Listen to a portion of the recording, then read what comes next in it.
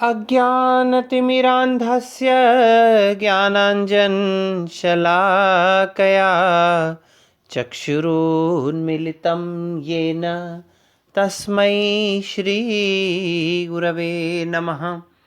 तस्मै श्रीगुरवे नमः। तस्मै श्रीगुरवे नमः। प्रिय विद्यार्थियों, आज हम सप्तम उल्लास में दोषों के विषय में चर्चा करेंगे। आपके पाठ्यक्रम में रस दोष हैं।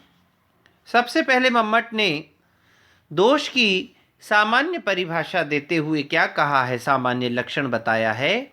मुख्यार्थ हति दोषः रसस्य मुख्यः तद आश्रयात् वाच्यः।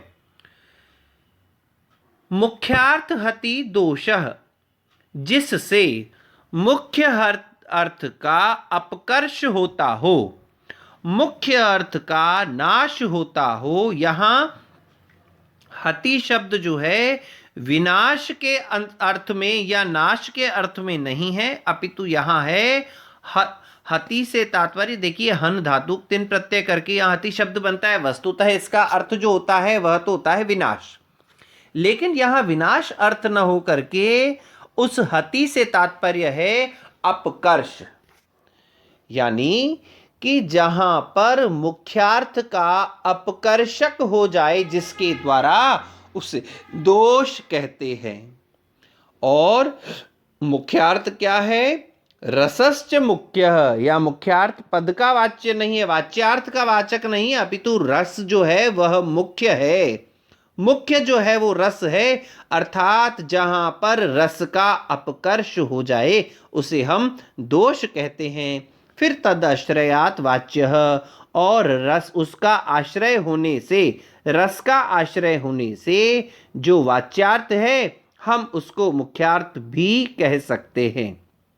इसीलिए रस के साथ वाच्यार्थ का अपकर्ष भी दोष कहलाता है।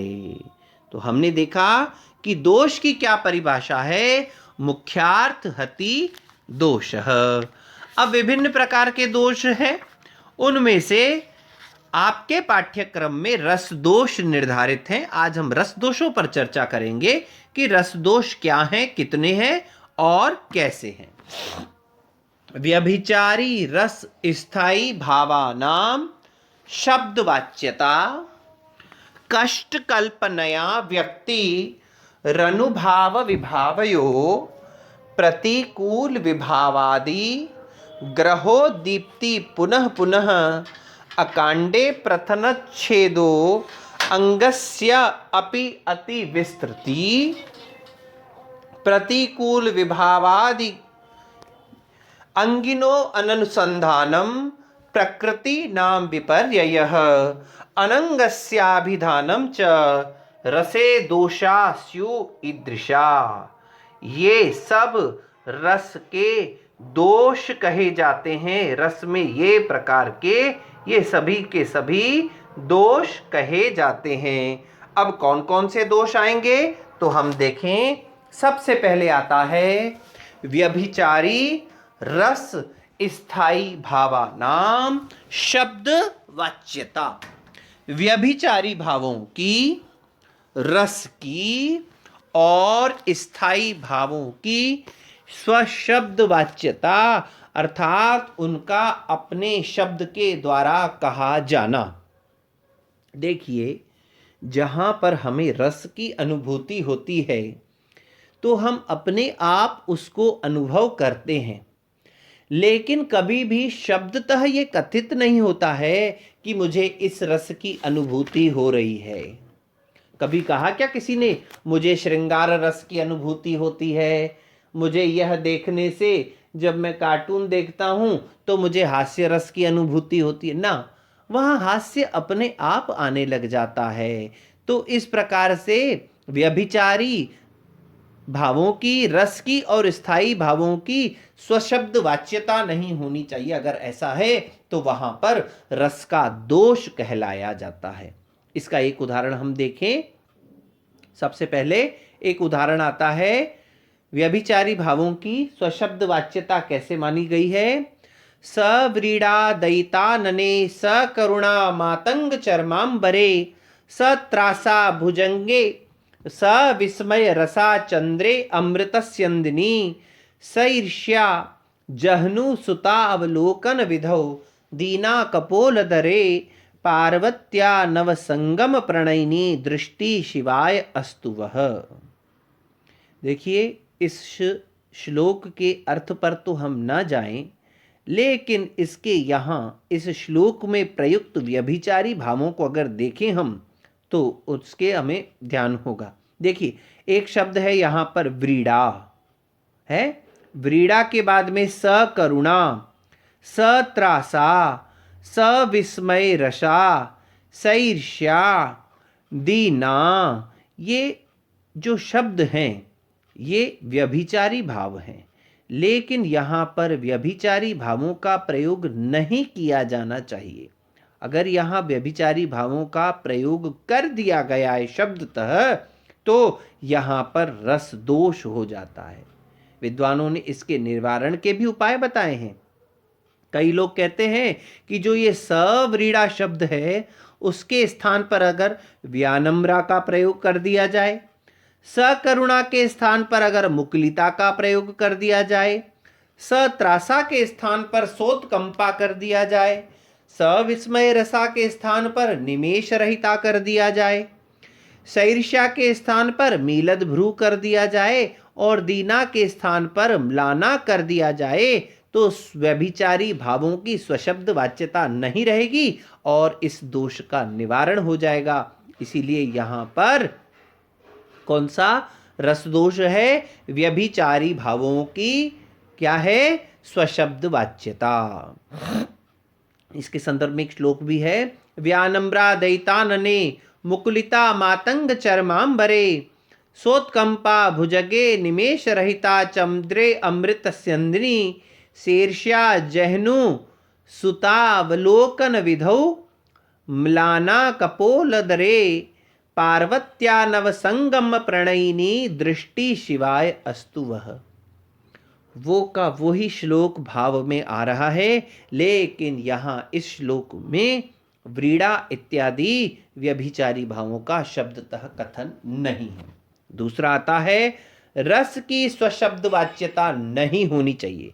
श्रृंगार आदि शब्दों का वहाँ वाच्य के रूप में प्रयोग नहीं होना चाहिए। अगर वहाँ ऐसा प्रयोग आता है तो वहाँ पर कौन सा रस का दोष माना जाएगा? रस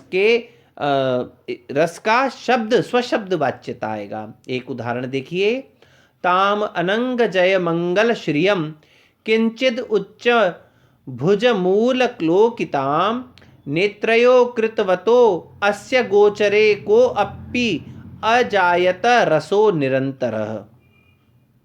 यहाँ है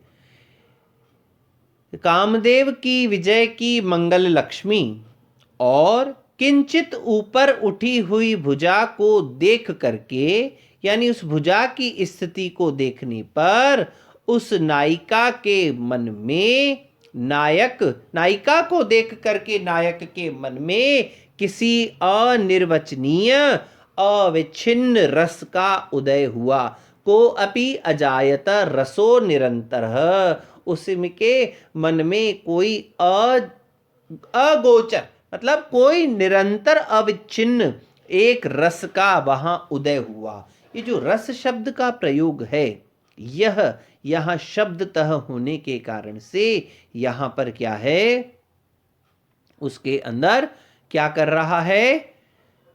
रस दोष को उत्पन्न कर रहा है। फिर आता है स्थायी भावों की कल्पना। अगला उदाहरण देखिए, संप्रहारे प्रहरणई प्रहाराणाम परस्परम ठणत्कारई श्रुतिगतैरुत्साहः तस्य को अपि अभूत। यहाँ युद्ध भूमि का वर्णन है। युद्ध की भूमि में शस्त्रों के परस्पर टकराहट से उत्पन्न होने वाले शब्द को सुन करके उस वीर में कोई अद्वितीय उत्साह उत्पन्न हुआ, उसके अंदर किसी अद्वितीय उत्साह की उत्पत्ति हुई। तो यहाँ जो उत्साह शब्द है यह स्थायी भाव है। स्थायी भाव होने के कारण से इसकी स्वशब्द वाच्यता नहीं होनी चाहिए, और स्वशब्द वाच्यता होने के कारण से यहाँ पर जो है वह रसदोष माना गया है। देखिए, चतुर्थ उल्लास में जब हमने 8 प्रकार के रस और उनके 8 प्रकार के स्थायी भावों के विषय में अध्ययन किया था, तब वहां पर हमने इस उत्साह शब्द का प्रयोग देखा था। फिर रति हासश्च शोकश्च क्रोधोत्साहो भयम तथा जुगुप्सा विस्मयश्चेति स्थायी भावा प्रकीर्तिता। ये 8 स्थायी भाव कहे गए। तो इसमें रति, हास, शोक, क्रोध और उत्साह के क्रोध के पश्चात कौन सा स्थायी भाव आ रहा है? उत्साह। तो इस श्लोक में हमने देखा उत्साह तस्य को अपि अभूत। तो यहाँ जो उत्साह शब्द है यह स्थायी भाव है। तो स्थायी भाव की स्वशब्द वाच्यता होने के कारण से यहाँ पर कौन सा दोष आ गया है? रस दोष आ गया है। फिर इसके बाद में आता है कष्ट कल्पनाया व्यक्तिर अनुभाव विभावयो। विभाव और अनुभावों की कष्ट कल्पना से अभिव्यक्ति हो, अर्थात विभाव और अनुभाव जो हैं बड़ी कष्टपूर्वक समझ में आए, कष्टपूर्वक उनकी कल्पना के द्वारा वो अभिव्यक्त हो सके, समझ में आ सके, इसे भी रसदोष कहा गया है। अब ये कैसे होंगे, इनका क्या उदाहरण है, किस प्रकार से विभाव और अनुभाव की कष्ट कल्पना होती है, इसके विषय में हम चर्चा अगली कक्षा में करेंगे। तब तक के लिए